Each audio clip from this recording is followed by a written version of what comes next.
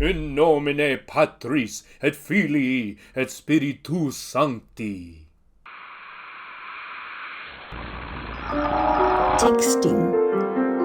Texting. Texting. Texting. Texting. Texting. Texting. Texting. Texting. Texting. Texting. Mark, Will, and Tomek present Texting. Those who believe themselves to be rich, successful, and secure base everything on themselves and close themselves off from God and their brothers and sisters, whereas those who know they are poor and not self-sufficient remain open to God and their neighbor, and they find joy. Pope Francis et Pontifex from Twitter. Hello all you textual deviants, and welcome to another episode of Texting with me, Tom, in St. Petersburg. Who? Tomek. Oh. Okay, I'm Mark Will in Taipei. I wasn't sure who I was talking to there. Yeah, it's my anglicized version. Okay. So, we are taking a different direction this week, and we are discussing a message of much reduced characters. I forgot what the character count is now, so I can't quote that. I was going to ask you, is it 280? I haven't actually been on Twitter for a while. I know they doubled it, like within the past couple years, right? Right. It was currently trying to... I think it was 140, and then they doubled it to 280. Is it something like that? 140 sounds about right, or 128 even at the beginning. That is a random number. We should be able to check that. How ill-prepared we are to discuss Twitter. But exactly. Let's carry on anyway. That never stopped us before, did it? Okay, so... yeah, we're discussing this particular tweet by Pope Francis. So Pope Francis, a.k.a. Jorge Mario Bergoglio, is the present head of the Catholic Church and sovereign of the Vatican City-State since 2013. He's the first from the Southern Hemisphere, and he took the name Francis after Francis of Assisi, who was known for his advocacy with the poor in particular, and so for... He talked to animals too. He did, yeah. So popes tend to take a name of someone who they want to emulate in their time and power. So that was kind of an indication from the start that he would be somewhat progressive and as popes go, he's about as good as it gets, right? I guess so. I'd have to study papal history more, but that sounds like a pretty safe estimate. So what is his country? What is his this. Country of origin? Argentina. Oh, he's Argentine. Okay. Yeah. All right. So a lot of ways we can go with this. Well, we've got the content of the tweet. Well, we have to point out this is an entirely new kind of text, right? We've never considered something so, miniature as a tweet. I mean, this is like the smallest text that we've considered. That's true. I guess the shortest literary text, if we can call it a literary text. I mean, last week we considered a text of the visual arts, so you can't really talk about length or anything. You're just looking at an image. But right. In terms of like verbal texts, let's say. Sure. I mean, it's longer than like a haiku or a William Carlos Williams poem, but which, we could easily do an hour on. Mm-hmm. So I think there's plenty to discuss. We're not going to lack content. But yeah, you're right. I think that's worth noting. Oh yeah. So, I mean, I've got a lot of notes here. Where do you want to start? Can I start with my Joycean pun? Yeah. We're tweexting. All right, I'll just get that out of the way. Come on, that's good. Tweexting. Tweexting. I don't know if I like the sound of it that much. Ah, though. come on. So You're not a true Joycean. You probably I don't never even read, get what's the Joyce reference. Obviously, you've never read Finnegan's Wake. Correct. Yeah, well, if you had, you would understand that this is like Joycean language. We're distorting the English language. Words run together. We're creating neologisms. Anyway, carry on. Okay. There's got to be some Joyceans out there that get it, but maybe Absolutely. not. Maybe I'm speaking into the void. So I was just going to say we've got the content itself. We've got the man behind the tweet, and arguably that is probably the more significant portion of this particular text, because if your average person says this, I don't know, it just doesn't carry the same weight, does it? And maybe that itself is problematic and worth exploring. Well, yeah, So- I mean, I was going to comment on his blue check, right? He's like one of the Twitter elite because he has a fucking blue check. So, Right. So like you said, if some rando tweeted this, some people would politely like it and retweet it. Or retweet it. I said retweet it.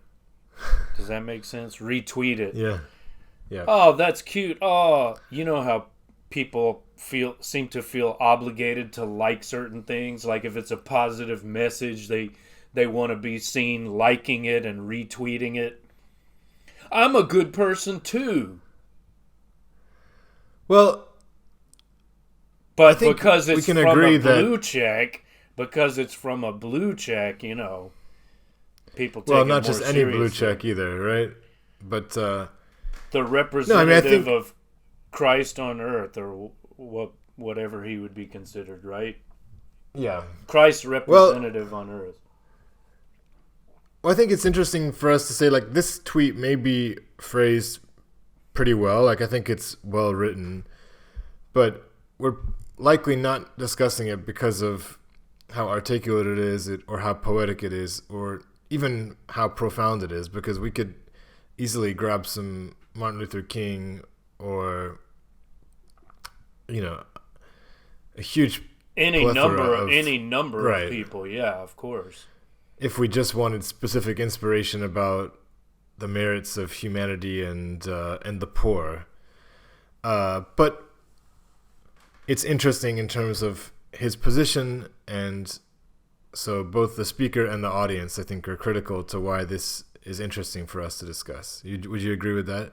Absolutely, yeah. I mean, we wouldn't be talking about it at all if it didn't emanate from this blue check account at Pontifex. And we can talk about that too. You know what it means? I know that Pont means something like the Holy Father, doesn't it?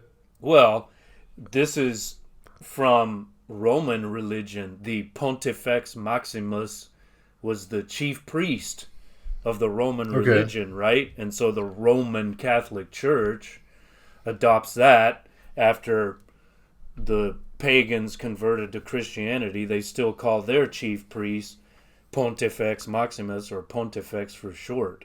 Now, what does it mean, Pontifex? Interestingly, well, some people think it came from an Etruscan word, so probably originally it was some priest that studied the entrails of sacrificed animals and, tried to foretell the future, engaged in augury by looking at flights of birds or sheep guts or something. But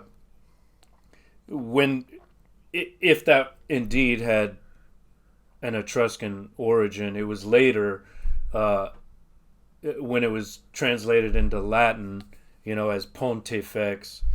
It was analyzed as meaning bridge maker, right? The ponti is the stem for bridge, and fex is related to the verb to make. So think of that.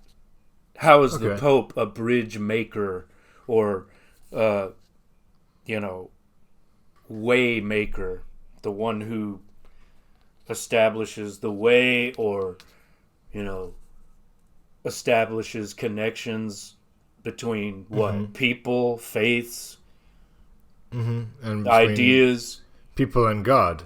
That would be the way that most Catholics would see him. There you go. It could be like he's the bridge between mankind and the divine. And particularly for Catholics, that intermediary tends to play like a larger role than it does in Protestantism, Like the whole idea of confession as one of the sacraments, where you go and speak to the priest as the representative of God. When was your last confession? You were raised Catholic, weren't you? Yeah, that's the first question that's asked when you do enter. Like the priest asks. How would I know? How would I know? I've never given confession. I'm surprised. I was wondering if you were conscious of it as you said that. Well, I've seen enough movies, to maybe. Yeah, probably 16 years when I was 16, so probably 23 years, 22 years maybe. What did you confess? Or is that between you and God, or you and your bridge maker? Yeah. Apologies to the audience, those Catholics out there, for our sins. But what about the lesser, cardinals and just like local priests? Are they? I guess they would. Well, would they be? I mean, he's Pontifex Maximus, right? But I don't think they would call themselves that, would they? They don't get that title, Pontifex, like a regular priest of a Catholic diocese. Hey, I should say, by the way, that even though I've never gone to confession and I, was not raised Catholic, I did. Yeah, man, I'm a wannabe. I envy the Catholic heritage that you have. But what was I gonna say, man? My envy made me lose my train of thought, as so often happens. I lived among the Catholics for 3 years when I taught Latin at a Catholic school. Okay, I vaguely remember you telling me about that. Yeah, St. Pius X, baby. Nice, shout outs. All right, so I think he was a Nazi sympathizer, but I don't know. Maybe I'm wrong. Maybe that was St. Pius the IX or the 11th or one of those others. So should we do something like with our last episode where we first look at the content? Yes. And kind of look at the disregard tweet first. Look at the tweet right, first. And we'll disregard the Pope. Yes. Yeah, and we'll just kind of see how we respond. So again, the first sentence: those who believe themselves to be rich, successful, and secure base everything on themselves. Maybe we can just look at that first portion. Mm-hmm. Do you agree with that so far? Base everything on themselves. I don't disagree. Mm-hmm. I mean, I'm just trying to imagine people who believe themselves to be rich, successful, and secure. Like, imagine being the kind of person who would say that, like would look in the mirror and say, I'm rich, I'm successful, and I'm secure. And gosh darn it, people like me. I mean, what kind of person would shamelessly say that kind of thing? I mean, maybe they secretly think that, I'm rich, successful, and secure. But can you imagine someone like publicly avowing that? What a despicable person that would be. Well, they said believe, so let's take it as that. First of all, do you know people who you suspect would agree with that statement? Well, sure. I mean, we're governed and oppressed by that criminal class, aren't we? I mean, I assume that is the target. Like, I know we said not to consider the context, but I'm already thinking of it. Like I read this as a kind of admonishment of the transnational global elite, right? Like he wants to, as a representative of the Christian faith, he wants to remind the capitalists who rule the world to, spare a thought for the poor and orphans and widows and so on, and just kind of like put a friendly face on capitalism. I'm not going to challenge your power or anything. I'm not going to go crazy and say like redistribute the wealth, but you rich people need to try to be nice. Okay, that's interesting. But coming back to this, like rich people or these heads of state or heads of transnational corporations, so inwardly they believe themselves to be rich, successful, and secure. You're pretty confident about that? Because obviously a lot of the actions that they take reflect intense insecurity, right? Like I think I just saw an article a couple days ago on The Guardian about these like mega rich people who are building just super stellar bunkers to secure themselves against like very indefinite, insecure futures. Right. So they're obviously acting from intense insecurity. Yeah, well, yeah, maybe believe themselves is a difficult phrase to, completely understand, because do they believe it 100% of the time? Do they experience doubt and paranoia and occasional feelings of insecurity, like you're saying? Probably, yeah. But at the same time, they would say, I'm rich and successful, and so, I'm going to secure myself against an uncertain future. So I'm going to build my rocket and get on board with Elon Musk, and we're going to go live in a space colony where we'll be safe and the rest of the people on Earth can burn. Because it's the meek shall inherit the earth. I don't have a lot of contact with people, who are very rich. So it's hard for me to know like their psychology. Neither do I, but as you say, we can observe their actions, right? Like we can interpret certain actions as expressing insecurity. Exactly, and they paranoia. seem like they are. There is, exactly, and there's a lot of that, isn't there? I mean, do we really see people at the top particularly secure? I mean, it seems like many people at the top are under a lot of scrutiny and pressure. Well, of those three terms, rich, successful, secure, maybe secure is the most problematic. Yeah, okay. I didn't want to use that word, but there it is again. Okay, so that word is problematic. But and closing, okay. But I mean, I think they would say whether they feel 100% of the time that they're rich, successful, and secure. I do think they feel entitled. Even if they don't admit it, if they say, oh, yes, I'm in favor of democracy. No, they're not. No, they're not. They think they deserve the best of everything.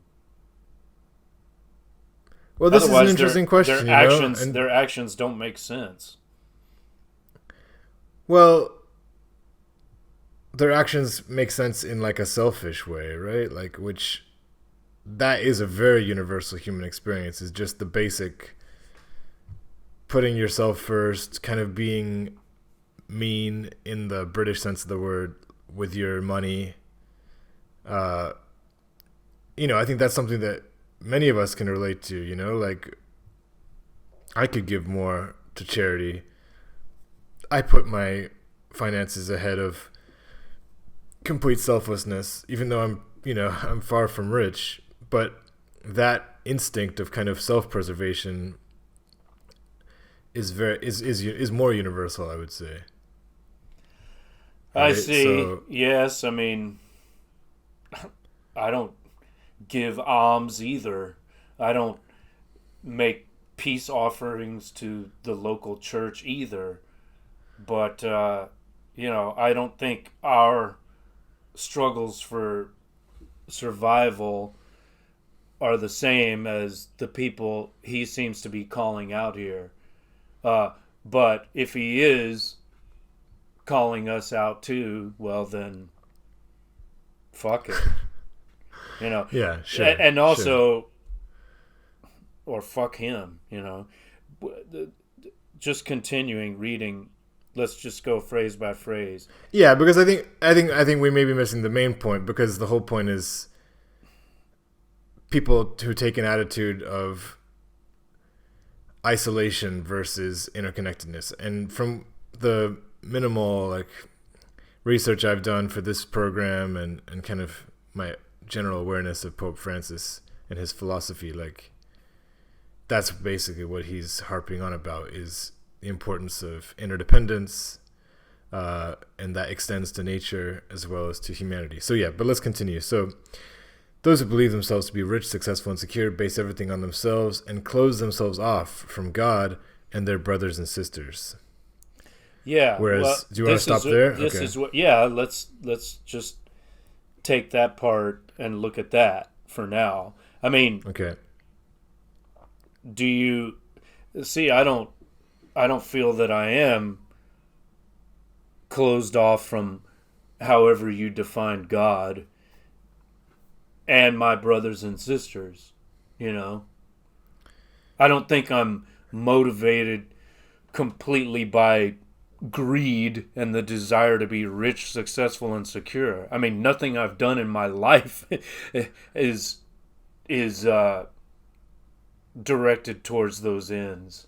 Of course. I mean, I don't think he's speaking to you, Yeah, but There's no question about we're that. trying to consider, I mean, you raised the issue of perhaps this might apply to you because you look out for your own, you look after your finances and you're not, giving to charity or whatever. Again, my point mainly is just again about the distinction that we make between rich people and whatever you want to call the rest of us is sometimes maybe not as pronounced as we think. It could just be an extension of our behavior, but in a different income bracket. I don't know. To that I say, know the enemy. I mean, are you an oligarch? Are you part of the elite? I don't think so. No, but And my neither point is, am it's just I. another gradation. It's another gradation. If I advanced enough, maybe that would be my behavioral manifestation. You would become a lizard person too. Well, I mean, I'm just saying, where do you draw the line, right? Where does a person leave the class that isn't an oligarch and enter that class? Yeah. And maybe that's distracting the point. But Well, I don't Okay, know. so I let's- mean, I agree. As Baudelaire says, we're all hanged or hangable. All of us. He doesn't say yes. rich people are hangable, but the poor, the wholly poor, as maybe Tolstoy would idealistically consider them, right? Mm-hmm. So again, it's both and. We can say we're all damned, we're all hanged or hangable, but some are more hangable than others, right? Right. We're all equal, Okay, well, but some animals are more equal than others. That's once the elites accept that point of view, then a distinction is made. And so this is I take this as being directed towards those predators. Well, that's one way of looking at it, or it's In a financial sense, Sure, or it's an attack just on a position, right? So that's maybe more how I'm interested in reading this. It's less about a specific class of people. I mean, I think that the two have to go together, admittedly, but it's also just about people who refuse to acknowledge interdependence and are just, it could be a person who's fairly like modest in their actual finances, but they think that they're successful. They think they made it, or they don't care about other people, and they're ready to do whatever they need. Whatever they need to do, and they just have no interest in other people's fates. I guess that's my point. I think that's like what he's arguing, is that don't just care about yourself. That's simple. Yeah, right? Well, he gets to that in the next clause, right? Whereas those who know they are poor and not self-sufficient remain open to God and their neighbor. Self-sufficient is, again, problematic because, it seems to assume that being poor is equivalent to not being self-sufficient. What if you're poor and self-sufficient? Like, you're fine not having a lot of material goods, but you feel completely at peace. And what if you don't even feel poor? What if you just not having a lot of shit makes you happy and you feel rich that way? Yeah, I think that's a good point. I mean, of course, we've got to look at the word God, too. I mean, you want to talk about problematic terminology. What do we say about that? Like, who's God? We know. Well, let's stick with because can we table that just for a second? Because I think you just opened up a lot of like interesting points with the poor thing. So, God damn it. Okay, we'll table it. So, yeah, I mean, this whole thing comes to like the idea of like my blasphemous side is coming out in this episode. And I think I'm holding back because you're the good cop. Yeah. I'm the bad cop. I don't want to be that, but I also like, I'm an ex-Catholic, and I don't know, like one of the people I consulted for this episode is like a very devout Catholic. So there's a part of me that's still, I'm very conflicted about the voice that I want to take when discussing the Pope. Like for me, there's still an aspect of like, I don't want to say like sacredness or anything like that, but there is I feel like a sense of respect, which well, as I said, I Yeah. mean, I don't follow this too closely, but as I mentioned before, as far as popes go, like, he's as good as it gets. Like, I like him. He's certainly better than Pope Rat, who preceded him, right? Right. I like him. I mean, I don't think he's necessary. He's not like, there's no need for him to exist, in my opinion, but I'm not Catholic. So, of course. Well, why is there no need for him to exist? Well, why does he need to exist? He's because necessary. Everything I don't mean that is exist in the as world a person, is necessary. but I'm talking about his office. His office doesn't need to exist. I mean, you could say that about everything. A president doesn't need to exist. Countries don't exactly, but we're kind of working with. Yeah, schools don't need to exist. Exactly. But we kind of. Well, that's what but we're I'm working, talking about it in that sense. But, yeah, and I understand from that sense. If we must have the institution of the Catholic Church and this office of Pontifex Maximus, the chief bridge maker, this individual is as good as it gets. Like you can have some presidents that are better than others. They're all like imperialist agents, right? But some, I mean, even as good as it gets, even as I'm defending the Pope, I'm not sure if I'm ready to say as good as it gets, because we can talk again maybe a bit later about some of his positions which are under fire. Well, more, right? you'd know more about it than me, but I don't doubt it. I'm just trying to not be devil's advocate, but angel's advocate.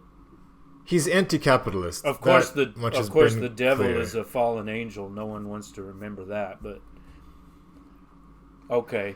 Yeah, that's what I'm saying. He's not going to challenge power in any meaningful way. No, I disagree. But he's going to say, look, guys, you got this neoliberal nightmare that you've created is not good. Let's kind of tone it down. Let's remember our Christian values. Let's be nice to each other. We're all brothers and sisters. Let's love each other. Let's remember God. Let's try not to have so many wars. He's not a revolutionary, right? He's going to be moderate, but right, hey, I'm glad he's saying that. It's like much better than the popes that were like helping fund Nazis, Right. Well, although we don't know what he's doing behind the scenes, but his public pronouncements are good, It's like when okay, so when again, we're talking about the Pope Sanders- again. So when we're going Bernie- to talk about the tweet. Hold on. When Bernie Sanders says something, it sounds good. Maybe he's not going to do shit about it, and in the end he's going to just go along with whatever the Democrats say, but it sounds good. It's good that he's saying those things and those ideas are getting out in the world. But at the end of the day, it's just a tweet, like, hey, rich people, you can't have everything. And then, it gets retweeted and people like it, and then nothing happens. Okay, so Damn, I'm cynical today. no, I want to know, like, are we going to talk about the state of mind of poverty, of like self-identifying as poor?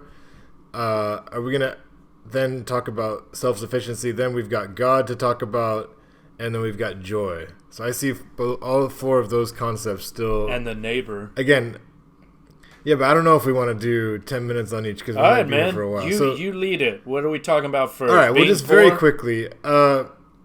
Yeah, like, are you happy to self-identify as poor? No.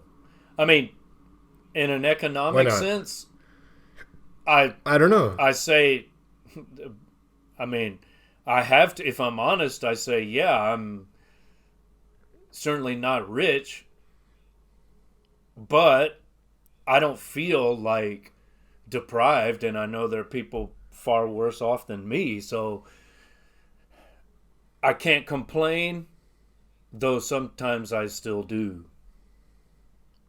Okay, so then you are not in this second category of people, basically, right? Which those second half of those this who know clause. they are poor and not self-sufficient. Yeah. Yeah. Are you? Well, do I you feel like think I'm I one of am. those? I think I am open to God, however you define that, and my neighbor. I absolutely am. But I absolutely. yeah, but what about the first part? What about the first part, though? Well, do you know you are poor and not self-sufficient? I think I do. I mean, I think Okay. I think I do. Well, just a second ago, you said you didn't self-identify that way. Well, I don't feel that as I mean, if you look at like global poverty, am I poor in that sense? Like it would be kind of insulting for me to say I'm poor when I can eat. You're right. I can eat 3 meals a day, and I have air conditioning and water. You know, right, and, like and that, so that- trying to that pin would- you it would down be- into one. It would be Yeah. outrageous in a way for me to say I'm among the global poor. You know, Yeah. like Okay, I'm as okay. poor as people in the global South. Like that would be pretty Right. ridiculous. Okay. So that's the only word there that maybe is is problematic.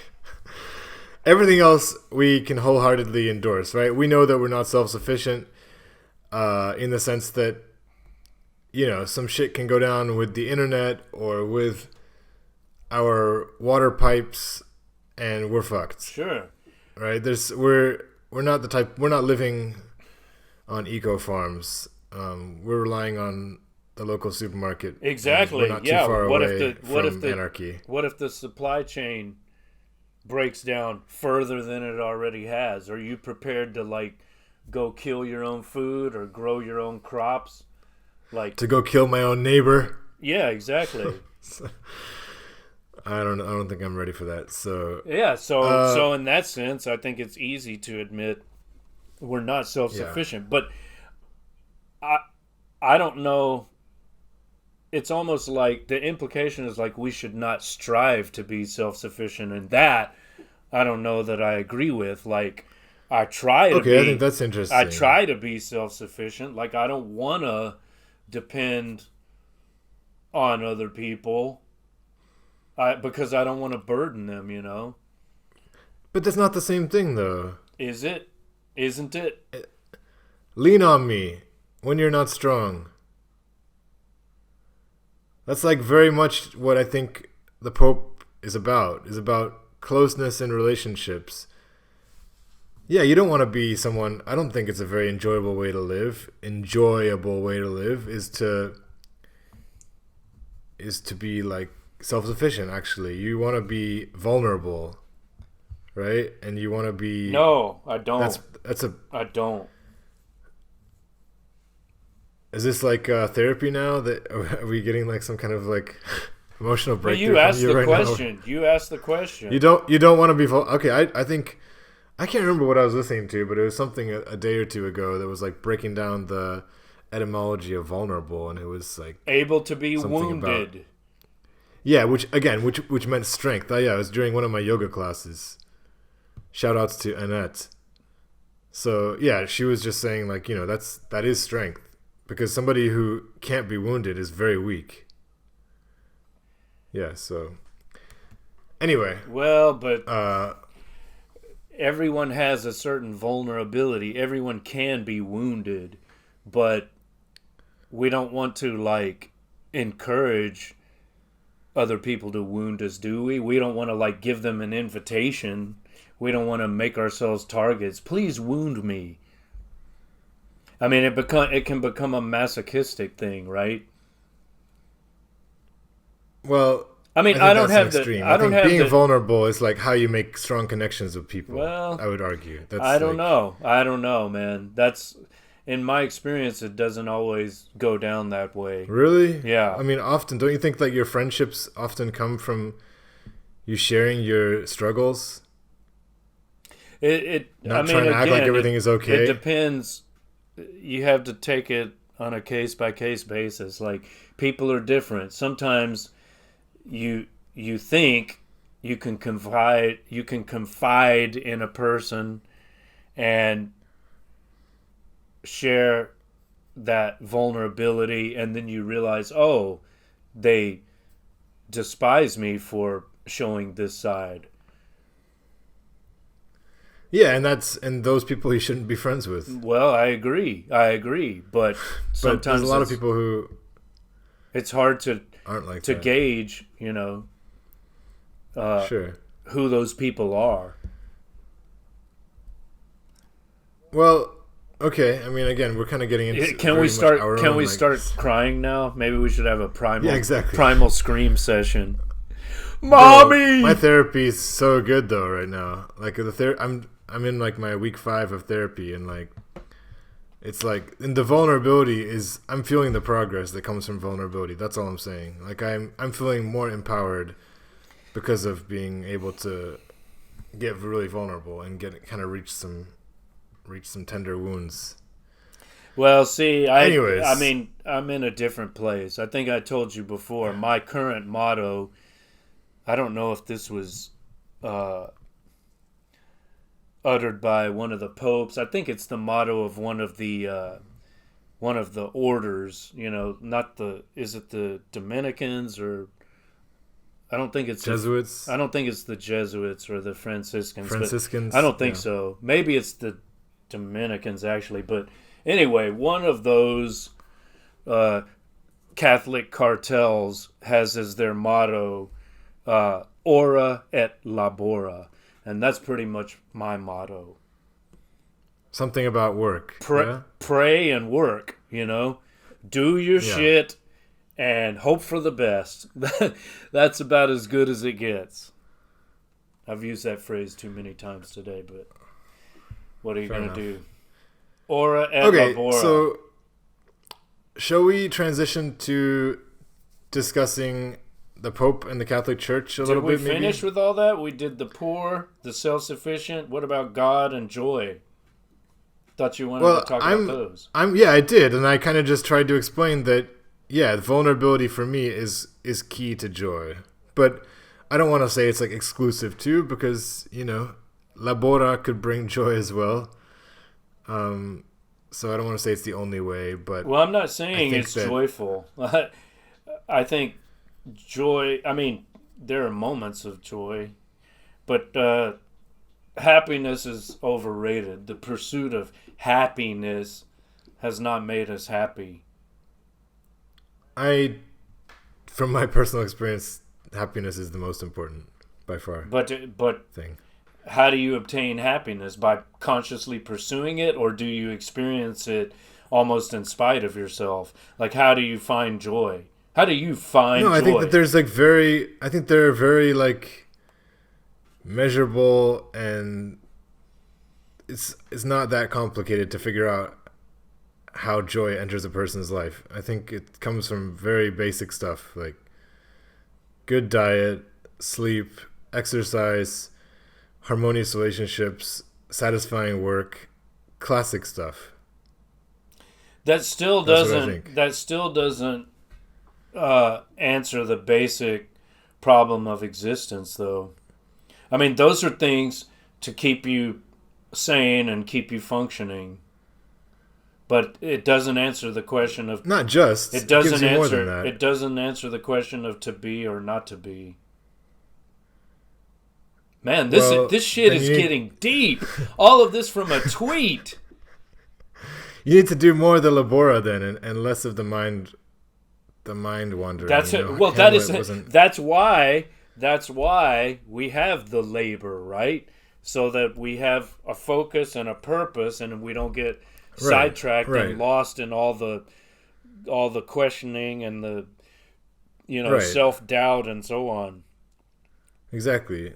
Yeah, but I still included that in one of my ingredients. I still have this suspicion that those things never go away. There's still, those issues are not resolved. They're still there, and in a way, the work is just a distraction from all that. It's a welcome distraction, but still, and the work can produce its own joy, right? But in my experience, it's fleeting. It's not like a sustainable, because then it's like, okay, now I gotta move on to the next project, and that's another chore. Eventually, when I finish, I'll feel some joy, and that'll be very short-lived, and then it's on to the next thing. I mean, it's more about struggle. It's really like embracing the struggle. That's the joy. Not, in my case, it's not being poor and not self-sufficient and being open to God and my neighbor. It's embracing the struggle. It's, I don't know, I'm thinking now of Sisyphus, pushing the rock up the hill. I don't know if I'd be smiling like Camus thinks Sisyphus should be, but maybe. It's like, I don't know if I'm smiling, but it's like, okay, I'm doing it. Well, I'm reluctant for us to like give a recipe for happiness or for the meaning of life right now. I think people are on different journeys and they need different things. Right? Yeah, but we're hey man, we're tweaksting. No, my point We're is looking just like at I what know, he but- says and reacting. I know, to but I'm that. just saying you're saying, well, this is like what I've settled on, like, and you're giving your criteria, and that's, and Are you who am I to suggest otherwise? invalidating my lived experience? Exactly, I'm not, and that's Okay. my point. That's my point. All right. Is that, but I guess I would just say that what it seems like for me is like very much part of his prescription of life is like the relationships and the closeness that you have with other people. I And love, if not with other people, love then with everybody, man. God and I love all my brothers and sisters, and Do you? non-binary siblings. What do you mean? Do I? You're questioning that? No, I fucking hate No, them, I'm man. just asking. Wasn't stressing that, but I was just wondering if you really loved everyone. No, I don't. In theory, yes. Like again, it's both and. In theory, yes, but in the real world, there are people that are, I would even say, enemies that I feel I have to resist. They're oppressing Yeah, me. well, that's like a very Arjuna Krishna type war idea. Well, there of, you like, go. War in this. Well, world, there you yeah. go. I can accept that. So- I know what you're referring to, and I think Yeah. that he sees it on both levels, right? There's the ultimate reality, and then there's the reality of this fallen world. Right. I mean, he wouldn't necessarily say fallen world, but this world of illusion and Maya.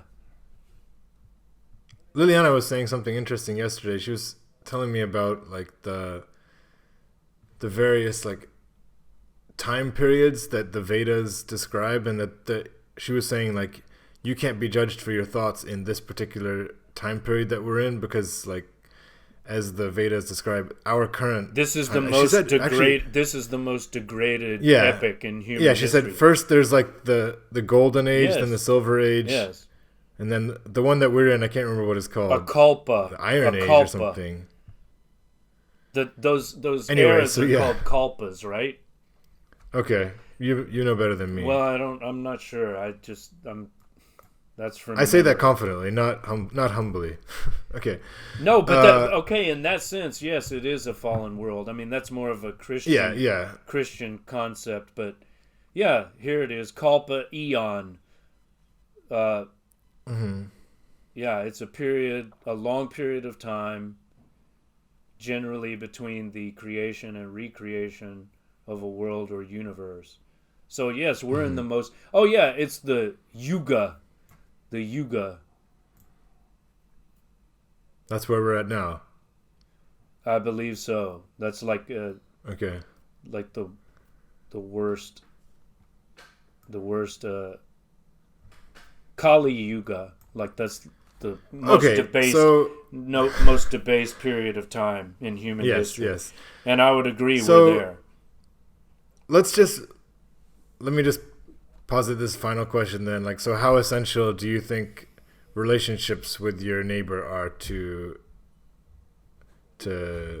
or is that just something that you just no longer see as like one of your main pursuits? Like that you're just more. It is. I mean, I long for that. I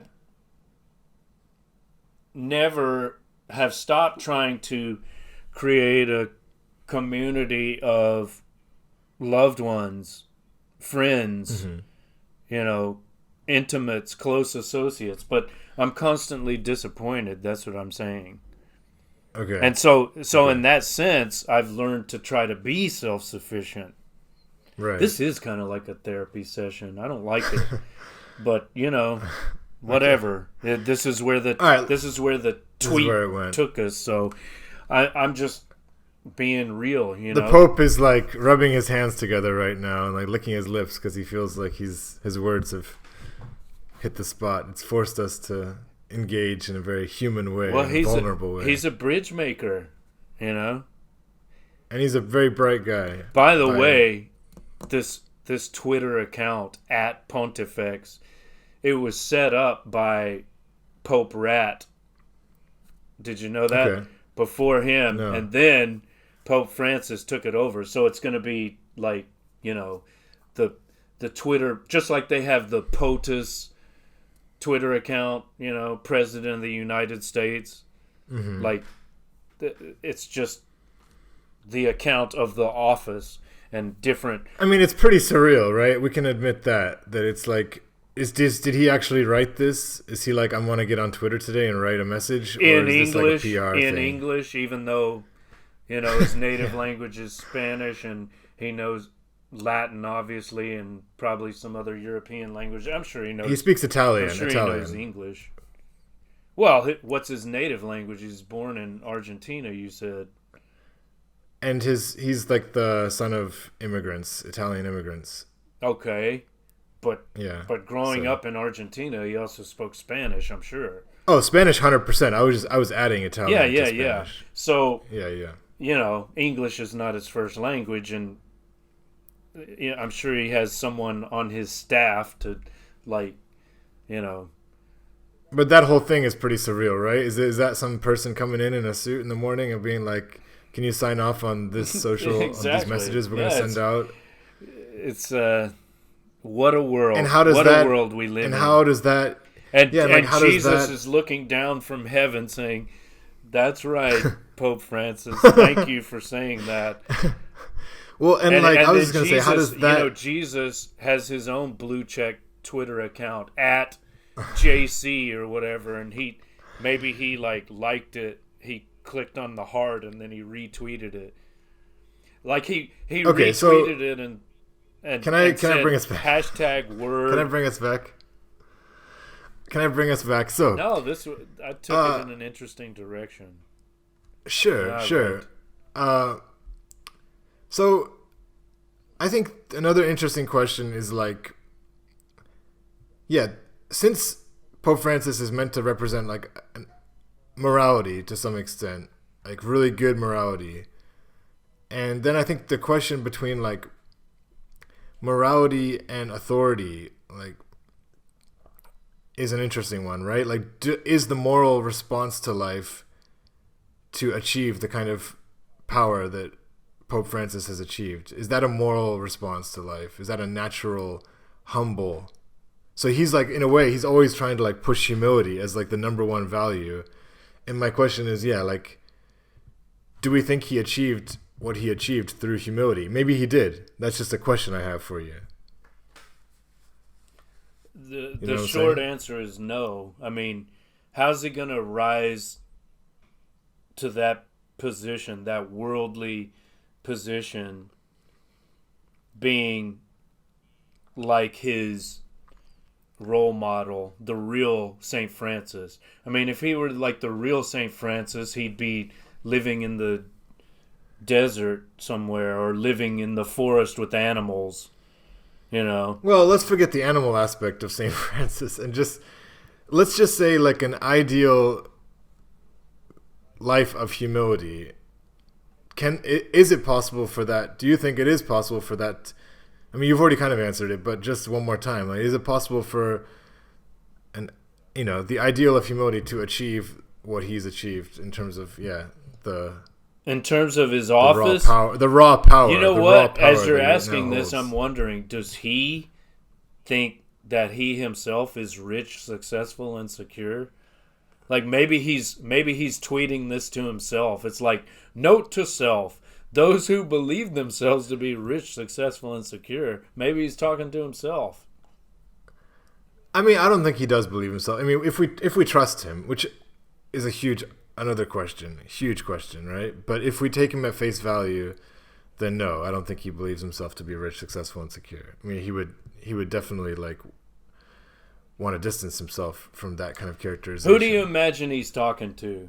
When I see this, I think of people like Elon Musk, Bill Gates. For sure. For sure. That's who I imagine that this is directed towards. Yeah, absolutely. But it could be. But again, do we want to explore my question anymore about like is it humble to be the Pope? Can you be humble and be the Pope? No.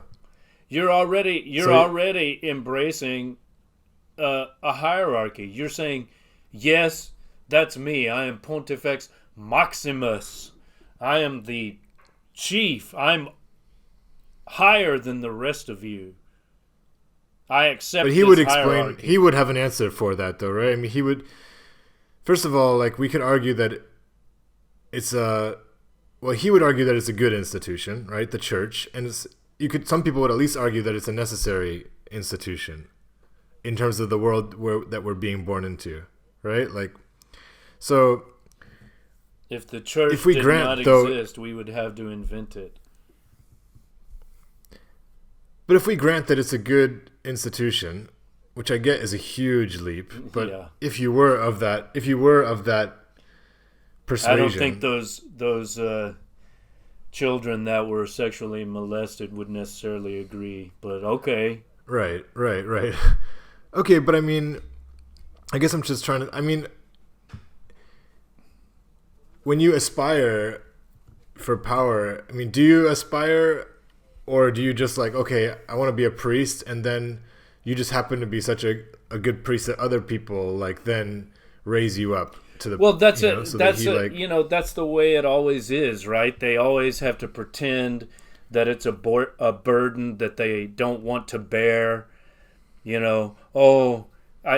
I saw something today. Pope. But again, you're coming from cynical. You're coming at a No, cynical.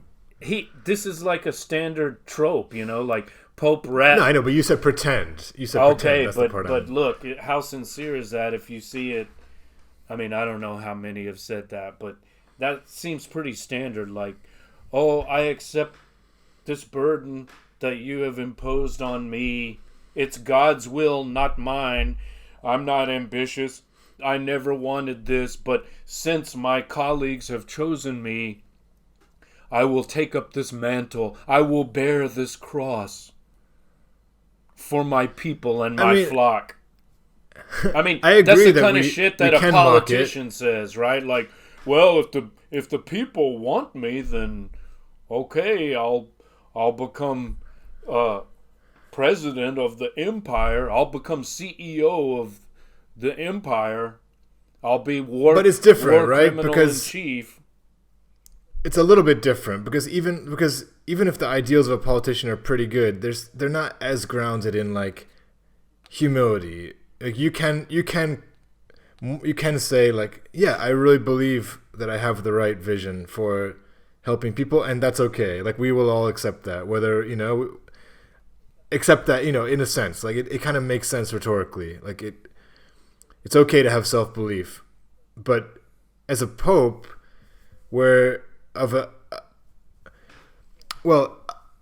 as a pope in the vein that he claims to be, which is like all about humility, like I am the least kind of thing, then it gets trickier, is my point. Like even more tricky than like the political assent that you're talking about. Right? It's like really weird for me to know how to reconcile that. Because again, I was watching like a couple clips where, he came to America and he had these like 3 simultaneous like town halls. So like these 3 different assemblies of different churches. They were all speaking to him through video link, and everyone was being so like reverential to him. And each person that asked a question would first of all like give their really weepy testimonial of their life, and then they would be like in tears, and everybody else is like, so like you're constantly dealing with like this hero worship, right? You've got the Pope Mobile, you're going through places and people, it's like you are like a rock star, you're like a Michael Jackson figure. And that's where I'm saying it's still like, how do you do that and still like claim humility? I'm trying to give him the benefit of the doubt, is my point. It doesn't so is there a sound way like to give you are. so much? It doesn't sound like you are, but No, because I'm trying to say like, as generous as we can be, like there's still that even being there's generous still that can- contradiction. I get it. I mean, yeah, and I'm just obviously. and so that's but so I'm saying like, can I admire this man? Is ultimately what it comes down to. Like, can I see him as someone that I should listen to? well, when should I mean, see him as... I think you just have to look at each individual message. Do you agree with this message or not? I mean, this is... I'm down with the messages, bro. Yeah, I'm just saying, like... Me too. I don't, you know, But you have two things, right? A message is even more profound when it comes from someone who... Yes, you have to consider... whose life you value. You have to consider the messenger, not just the message. Exactly, and that's my point. So, like, should I be giving much weight to what he says? Or can I just be like, yeah, he says good stuff, but his actual authority is not really, like, something that I should be giving extra weight, you know? Well, isn't it possible to hold both views simultaneously? Like, I approve of the message, but who the fuck is he to me? Well, but my question is that's a question, though, rather than a statement. Like, who the fuck is he to me is an actual question, not a, okay, like, well, dismissal. who is he to you? To me, he's, you know, not much. He's impressive, I think. I mean, like, I would try not to be starstruck, and I if I met him, and, like, I don't think he would want me to be starstruck, because that doesn't seem like the kind of guy he is. But he's definitely, like, someone I would... If we talk about public figures, I'd probably be more keen to have lunch with him than any... I want to hear who you're going to say. Well, then the only people I would be as keen to have lunch with are people like Jeremy Corbyn, maybe, or, you know, like the real... Let's make that champs. happen. Let's make that happen. Let's have lunch with Jeremy Corbyn and the Pope. I'd be down for that.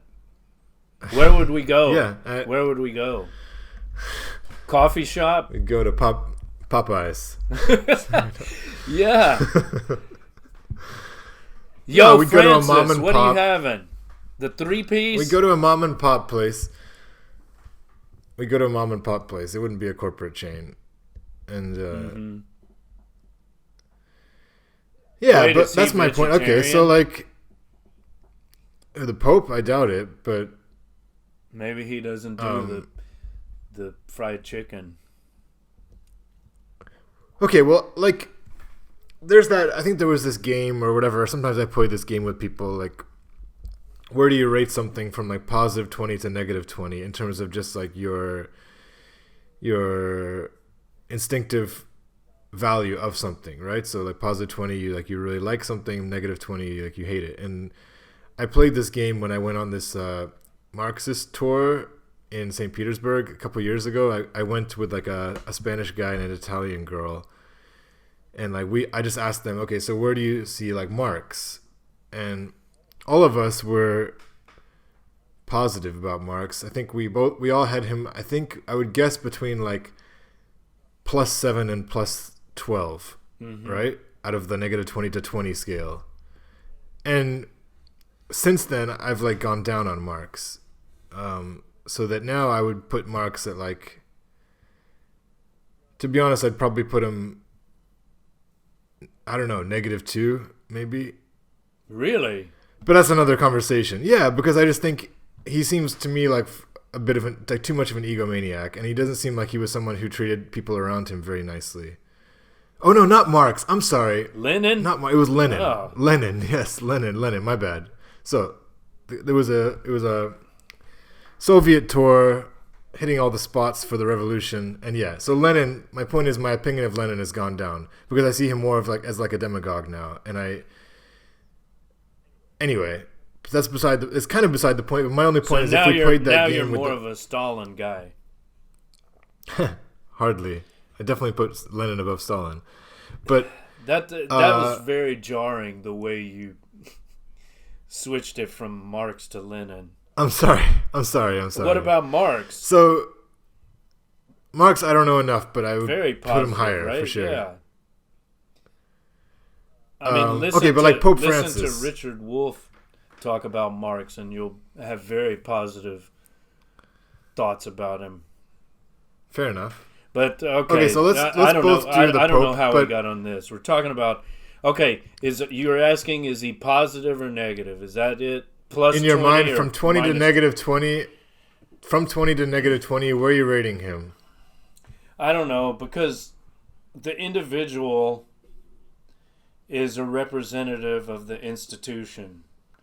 100%. So that's, as an individual, though, I like him. I mean, just my limited knowledge of Pope Francis. Again, I don't read every pronouncement, but you hear comments he makes from time to time, and it's often good. I often find myself agreeing. Like, he said something about Ukraine, I think. He's like, he's absolutely. He's like, the invasion is bad, but look at all the provocation that NATO provided, or so. I don't know if he mentioned NATO. Absolutely, no. He's been very good about spreading the blame. Yeah, so I like that. And sure. A person of his prominence, like the more so-called serious, important blue check people that say that kind of thing, the better. That he's sure. a source of good in that sense, and he's like possibly contributing to the enlightenment of the world. So I feel very positive about that. But the institution, far less so. But he's someone who chose to tie his name to this institution, so that has to be part of him in a way. Part of how you, as to the extent that you can separate individuals from their offices when they're at that level of power. I said it many times. I think he's as good as it gets. Maybe he has some problematic views that I don't agree with. But okay. When I hear... So basically, you do not want to give a number? It's fine. You don't have to give a number. I don't know enough about him, but as I say, every time his name comes up in the news, I usually find myself agreeing with him. So as an individual... Me too. As an individual, I'll go with +7. Okay. I think I'd put him around there as well. Okay. Yeah. So, I'm trying to think. I think I had another talking point, unless you want to bring something well, up. I do. I'm just gonna okay. When I read this, I immediately thought of a Bible verse. It's basically a paraphrase of a passage in Matthew. I don't know if you've ever read the New Testament, but there's a character in there named Jesus, and he's like the main character of the New Testament. And so this character Jesus in the book called Matthew, it's Matthew 19:24. This character Jesus allegedly, it's just a report on this pseudo-historical character Jesus. But allegedly, Jesus said, "It is easier for a camel to go through the eye of a needle than for a rich man to enter the kingdom of heaven." Or in some translations, the kingdom of God. I like kingdom of heaven better because it sounds more Chinese. But isn't that... Oh, it's a very famous passage. Isn't this a paraphrase of that? In terms of its sentiment, it's almost identical, although he teases out some of the specifics more, you might say. But isn't that basically what he's saying? It's a restatement of that. I want to add a little footnote. What? I want to add a little footnote to the story of Jesus that you mentioned. Just that I've heard like this particular story revised. I think that was like an effort on behalf of the rich to kind of remix this passage. Yeah. So that historically they've said that the needle in that context was actually this kind of like small, like kind of archway that maybe resembled like the gap in a needle, and which camels they could get through, but they would just have to like really grovel and then kind of like shimmy their way through. So it wasn't actually like a sewing needle. So much for them feeling secure. They're not sure about their entrance into heaven, so they have to reinterpret that passage, right? It's pretty funny though. Well, Anyway. it's not surprising, and maybe they're right. Maybe there was such a thing. Yeah, right. But the right. sentiment is the same. It's not easy. Sure. I mean, blessed are the poor, right? Blessed are the meek. This comes from the Beatitudes. But see, the meek, of course, the meek shall inherit the earth. When the Right, rich, exactly, the when the same rich passage, go yeah. colonize the moon or Mars or whatever with Elon Musk, the rest of us, poor and non-self-sufficient peasants, will inherit the earth as it burns. Yeah. Well, I was gonna say the criticism of the whole blessed are the poor, blessed are the meek stuff is that it kind of could encourage passivity. Yeah, as well, and acceptance of the status quo. Right, right. But he doesn't seem to be doing that. I mean, he does seem to be constantly fighting for the poor's rights and dignity. I mean, as we're talking about this, I'm thinking of other Christian, I don't want to say celebrities, but maybe I should. Maybe I should not. Celebrity is probably the best. It's probably the Christian best blue checks, like Pope Francis. I think he's said some good things, but my favorite Christian celebrity by far is Brother Cornel West. I mean, my feeling for him is plus 18. Yeah, I love Cornel West, and I think he's me too. Yeah. He's to me, he's far more important than Pope Francis, even if Pope Francis has said some things that I agree with. And that's where I think if you really are trying to be like Mr. Humble, you would recoil from authority, because what? Should we be giving your voice more value than Cornel West because you've chosen this very ritualistic and ceremonial existence, so that's the thing. I just don't think he's tried apparently to really scale back a lot of the luxurious aspects of the office. He doesn't use the same summer apartment that previous popes use. He tries to scale it down as far as the uniform, but still, man, I just in watching these videos today, I saw shots of the basilica where he gives services in the Vatican, and it's just opulence to the extreme. Well, and so can you imagine? Insane can you imagine, dress everywhere. Can you imagine Cornel West in a Pope mobile? I mean, it's absurd. He's on the picket line. He's at protests. He almost got killed at that Charlottesville protest. White nationalists almost ran over him. Right. Is the Pope down there on the front lines? Hell no. And that's why I think we as it's hard for me to be completely critical, because as I said, a lot of Catholics in my life who I love and admire, and I think are some of the best people I know. Not better than other people I know, but absolutely great people, and these people are very reverential towards the Pope. I met some of those during my time at the Catholic school. Some of those people, very few, most of those people were hypocritical assholes, I'll have to say. But there were some, and I love churches. There were some that were quite. I like going to a church. That were quite devout. Some were even theology teachers, and I completely disagreed with them theologically. But just as compassionate human individuals, they were very kind, real, decent people. So it's people are complex.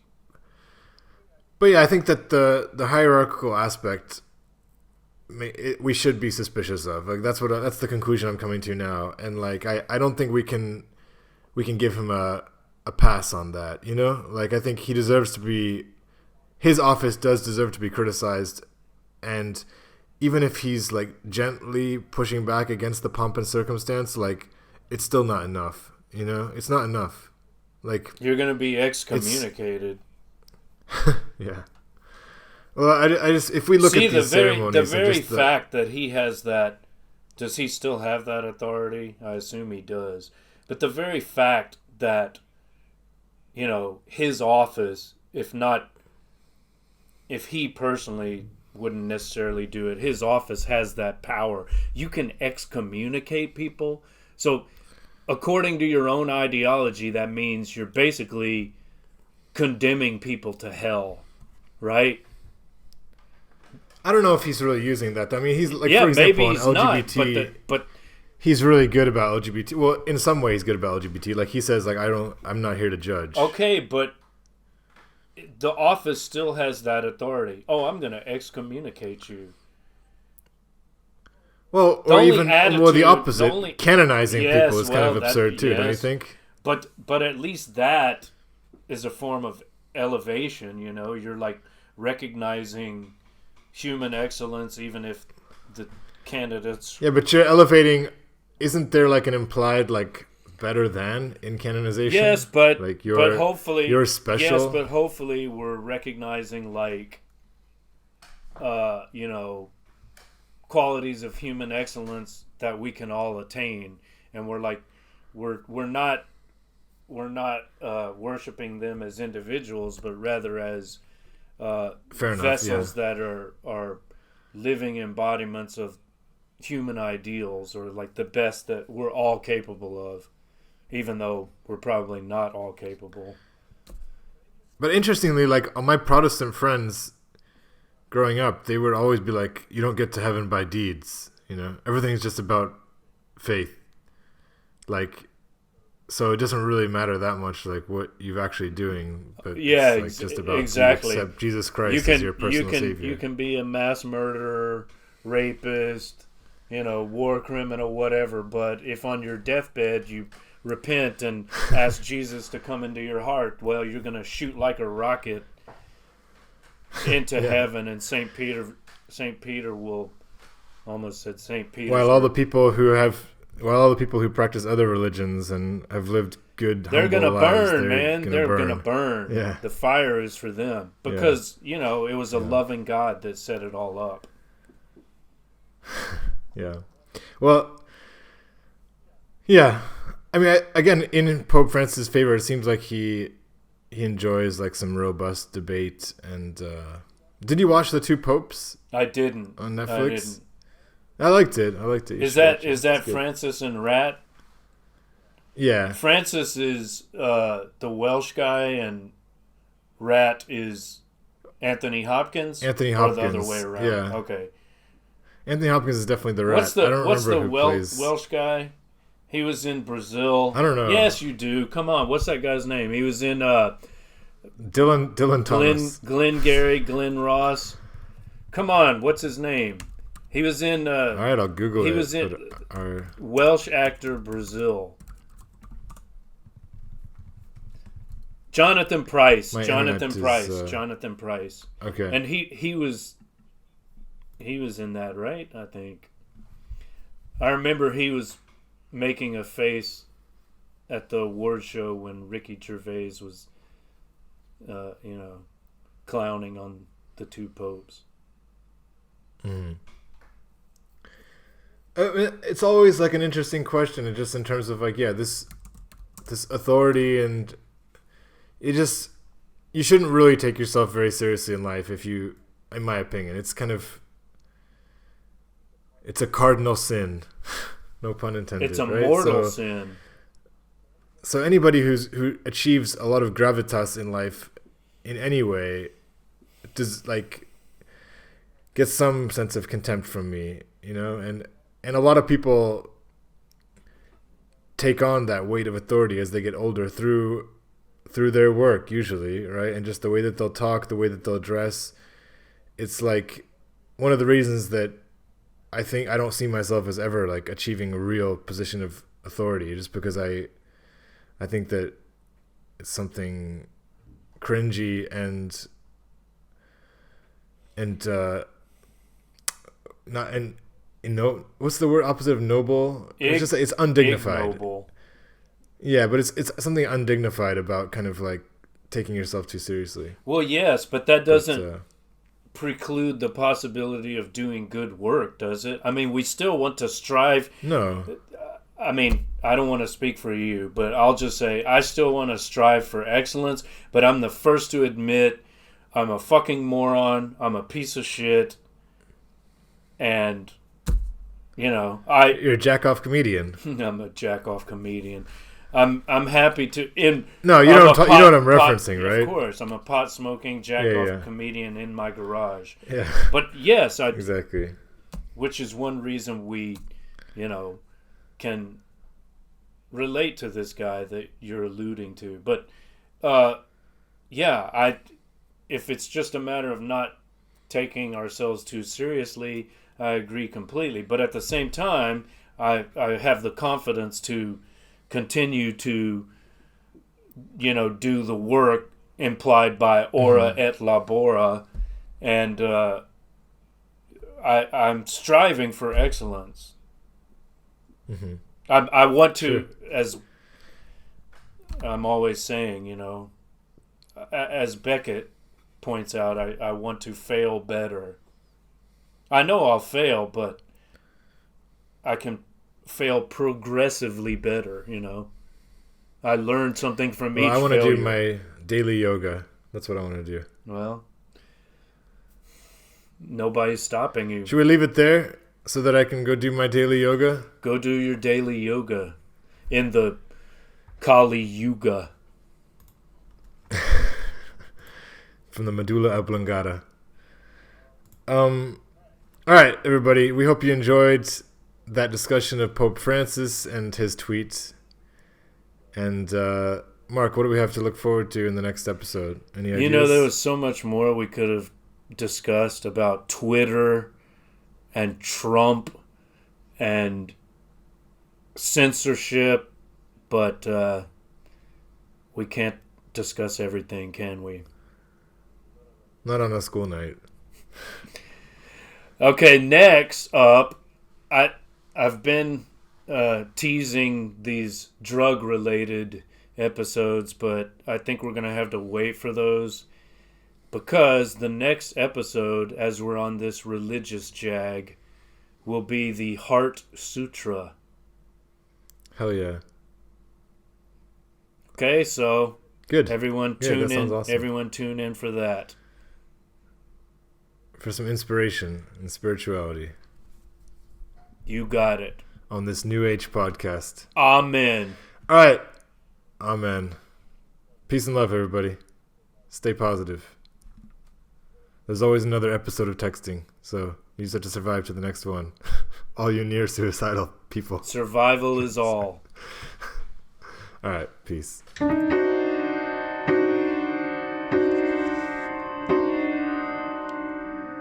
Texting.